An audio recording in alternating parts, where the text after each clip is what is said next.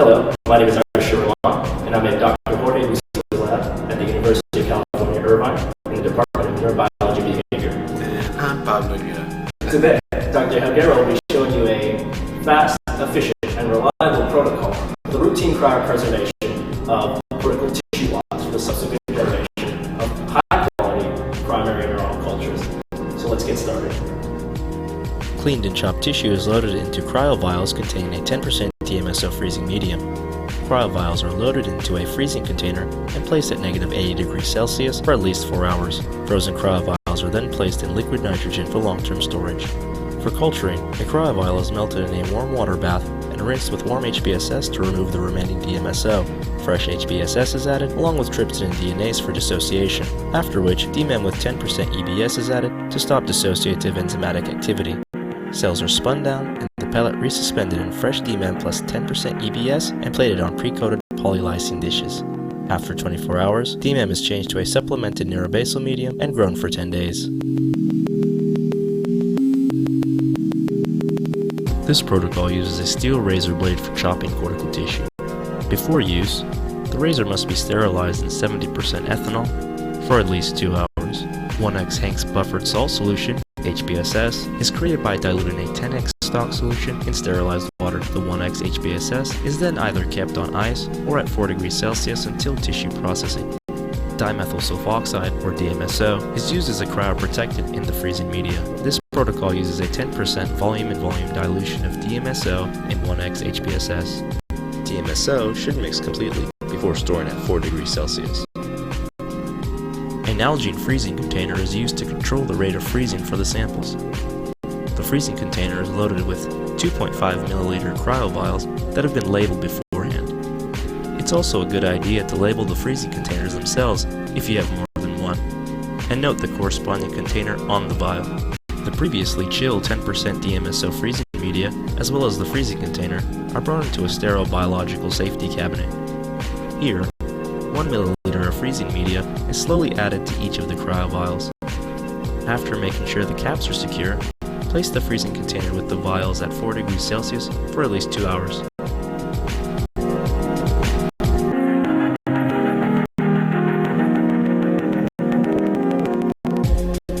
Just prior to tissue processing, the previously sterilized razor blade needs to be rinsed thoroughly.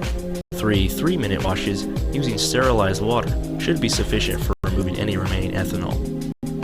This washing procedure should be quick, as the razor is prone to oxidation from prolonged submersion in sterile water. Before cleaning, tissue should be placed on an ice pack and rinsed slightly with cold 1x HBSS to remove any free-floating debris. Sterilized needles are used to clean the tissue pieces of any remaining membranes and blood vessels. Care must be taken to preserve structural integrity of the tissue while cleaning, as this will increase the efficiency of chopping. Clean tissue will be visibly different than raw tissue and should have most of the membranes or blood vessels removed.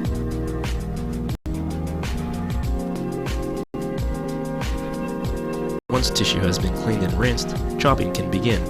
It is important to make clean cuts of the tissue, creating blocks approximately 1 mm cubed in size. Blocks that are too big will have a lower cell yield at thawing than smaller blocks. However, overprocessing should also be avoided. Chopped tissue can be collected using an autopipette and some cold 1x HBSS. Make sure to rinse the dish with HBSS to recover all tissue.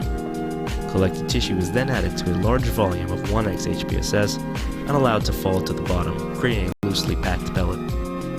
This cleans out any remaining debris that may be present.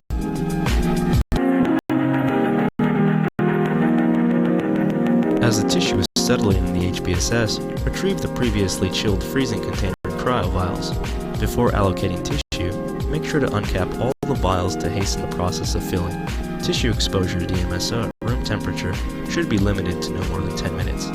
It is a good idea to work with one freezing container at a time until all tissue is used.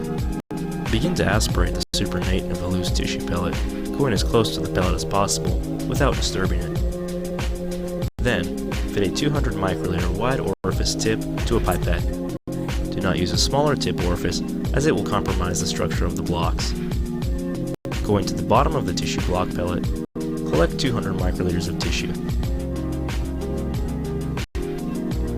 Slowly, add this tissue to a cryovial and move on to the next until all vials are filled.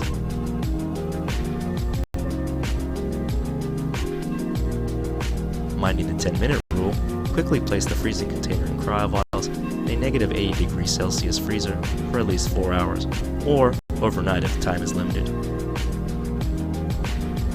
After sufficient time, remove the freezing container from the freezer and allocate the cryovials to a cryobox.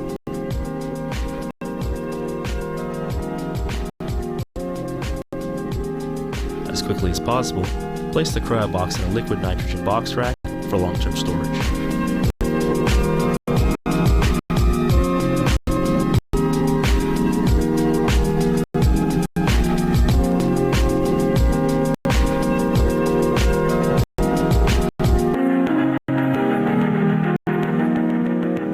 Remove a cryovial from liquid nitrogen as quickly as possible, limiting the cryobox's exposure to room temperature.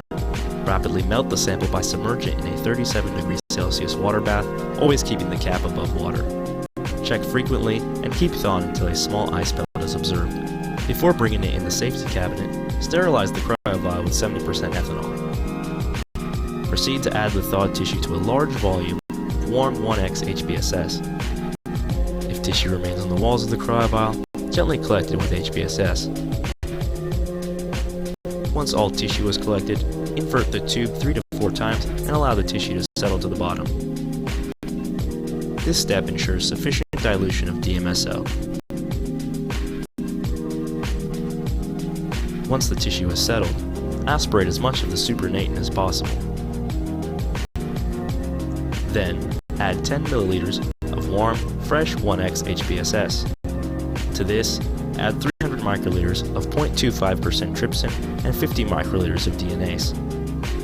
Proceed to dissociate the tissue with gentle agitation, creating a cloudy cell suspension. After the tissue is dissociated, stop the enzymatic activity by adding warm DMEM plus 10% enriched bovine serum, EBS. Centrifuge the cell suspensions at 1200 G for 5 minutes. Resuspend the cell pellet in fresh DMEM plus 10% EBS and plate to polylysine coated plates. Allow cells to attach to dishes for 30 minutes. Then, replace the media with fresh DMEM plus 10% EBS. After 24 hours, replace DMEM containing media with neurobasal media supplemented with N2 and B27 and grow for 10 days.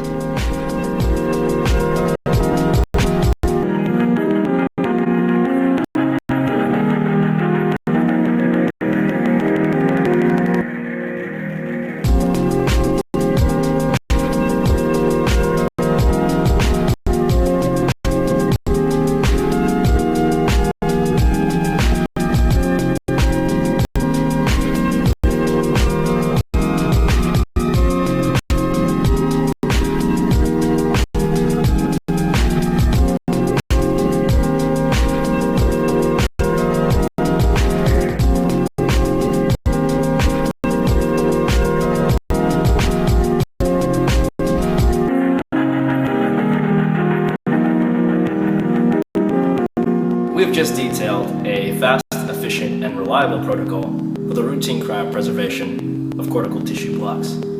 So, good luck, guys. Good luck.